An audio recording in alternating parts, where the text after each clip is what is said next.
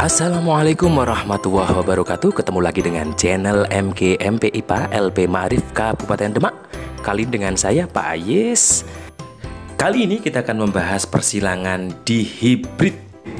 Terusan dari channel kemarin. Jangan lupa subscribe supaya channel kita bertambah besar.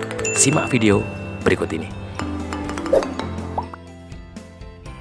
Kita akan membahas persilangan di hibrid, yaitu persilangan antara dua individu sejenis yang melibatkan dua sifat beda.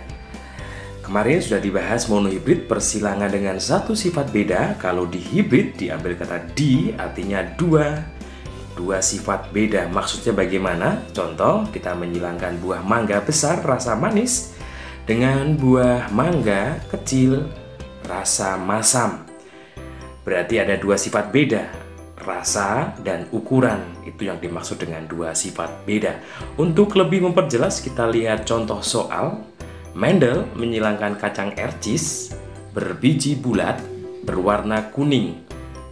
Berbiji bulat, warna kuning, dua sifat beda. B besar, K besar, K besar. Dominan. Dengan tanaman kacang ercis berbiji kisut dan berwarna hijau, B kecil, K kecil, K kecil. Resesif. Berarti bulat dan kuning adalah dominan, sedangkan hijau dan kisut merupakan resesif. Bagaimana cara mengerjakannya? Seperti biasa, kita buat bagan. Kita tulis dulu parental pertama atau P1. Tadi dalam soal B besar, K besar, K besar. Disilangkan dengan B kecil, K kecil, K kecil. Fenotipnya tadi bulat kuning, kisut hijau. Setelah itu kita tulis gamet. Bagaimana cara mencari gamet? Kita terapkan hukum Mendel kedua, yaitu hukum Mendel asortasi. Kita akan menyatukan secara acak antara gamet yang berbeda. Karena ini ada B besar, K besar, K besar. Langsung caranya bagaimana? Kita lihat B ketemu K besar, B besar, K besar. B besar ketemu K besar, B besar, K besar. B besar ketemu K besar, B besar, K besar. B besar, K besar, B besar, K besar. Karena semuanya B besar, K besar, ditulis satu saja. Yang sebelah sini juga sama, B kecil ketemu K kecil, berarti B kecil, K kecil. B kecil ketemu K kecil, B kecil, K kecil. B kecil ketemu K kecil, B kecil, K kecil. B kecil ketemu K kecil, B kecil, K kecil. Karena semua K kecil, berarti tulis satu saja. Kemudian cari F1 atau filial pertama atau keturunan pertama. Kita satukan gamet yang sudah terbentuk, B besar, K besar dengan B kecil, K kecil. Kita satukan yang hurufnya sama, B disatukan dengan B, K disatukan dengan K, dengan aturan huruf yang besar didahulukan. Berarti B besar, B kecil, K besar, K kecil. B besar, B kecil, K besar, K kecil. Fenotipnya apa? Sifat tampaknya B besar itu mewakili bulat, kemudian B kecil mewakili kisut. Karena B besar itu dominan, berarti bulat. K besar itu kuning, K kecil itu hijau. Karena kuning itu dominan, K besar berarti kuning. Berarti 100% anak dari keturunan pertama adalah bulat kuning. Bagaimana selanjutnya? Kita buat bagan selanjutnya, yaitu bagan parental kedua dengan menyilangkan F1 tadi yang telah dihasilkan dalam bagan pertama. Berarti P2, F1 disilangkan dengan F1. Kita tulis B besar, B kecil, K besar, K kecil. Disilangkan dengan sesamanya, B besar, B kecil, K besar, K kecil. Tadi fenotipnya sama, bulat kuning juga. Berbeda dari induknya tadi yang bulat kuning. Bulat kuning pada F1 bersifat heterozigot, sedangkan pada induk yang pertama bersifat homozigot.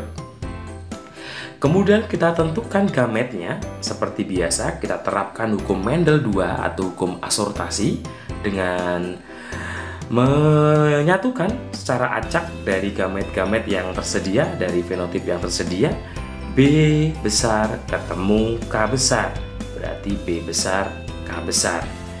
B besar ketemu K kecil, B besar K kecil. B kecil ketemu K besar, B besar K besar. Di sini kita tulis B kecil ketemu K kecil, B kecil K kecil. Kita tulis semuanya karena berbeda semua, berbeda dengan persilangan pertama tadi, yaitu gametnya B besar K besar semua. Kita tulis satu karena ini semuanya berbeda. Ada B besar K besar, B besar K kecil, B kecil K besar, B kecil K kecil. Tulis semua. Sama dengan ini, caranya sama seperti karena sama, kita tulis sama saja. Kemudian kita tulis F2 atau keturunan kedua. Supaya lebih gampang, kita akan membuat tabel untuk persilangan supaya lebih mudah. Tadi telah dijelaskan bahwa kita mendapatkan 4 gamet masing-masing. Kita tulis, kita buat kolom, kita buat tabel seperti ini. Yang sebelah sini kita tulis gamet yang pertama tadi ya, B besar K besar, B besar K kecil, B kecil K besar, B kecil K kecil. Kemudian yang tadi juga kita tulis di samping sebelah sini, B besar K kecil, sama juga seterusnya. Terus kita isi masing-masing kolom. Bagaimana cara mengisi kolom pertama ini? Kita lihat atas, lihat samping, kita satukan antar gametnya. Berarti ada B besar K besar, ada B besar K besar, berarti B besar K besar, K besar. Sebelah sini juga sama, yaitu B besar K kecil disatukan dengan B besar K besar, berarti B besar K besar, K kecil. Untuk menulis di kolom 3 juga sama, lihat atas terus lihat samping, berarti ada B besar K besar disatukan dengan B kecil K besar. Kita tulis saja yang besar dulu, B besar, B kecil, K besar, K besar. Terus bagaimana menentukan bulat kuning, kemudian kisut kuning? Saya ingatkan lagi bahwa bulat bersifat dominan, kuning bersifat dominan. Di mana ada huruf B berarti bulat, di mana ada huruf K besar, saya ulangi lagi, jika ada huruf B besar berarti bulat, kalau ada huruf K besar berarti kuning.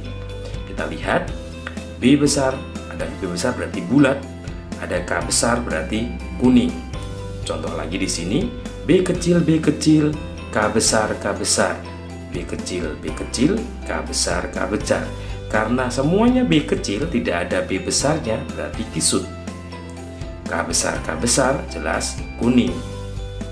Kita hitung bulat kuningnya ada 1, 2, 3, 4, 5, 6, 7, 8, 9. Sudah tidak ada lagi, berarti bulat kuningnya 9. Kita hitung yang bulat hijau ada 1, 3. 1, 2, 3. Bulat hijau ada 3. Kemudian kisut kuning kita hitung 1, 2, 3. Saya ulangi, bulat kuning ada 9, bulat hijau ada 3, kemudian kisut kuning juga ada 3. Masih ada satu lagi yaitu kisut hijau, cuma ada 1.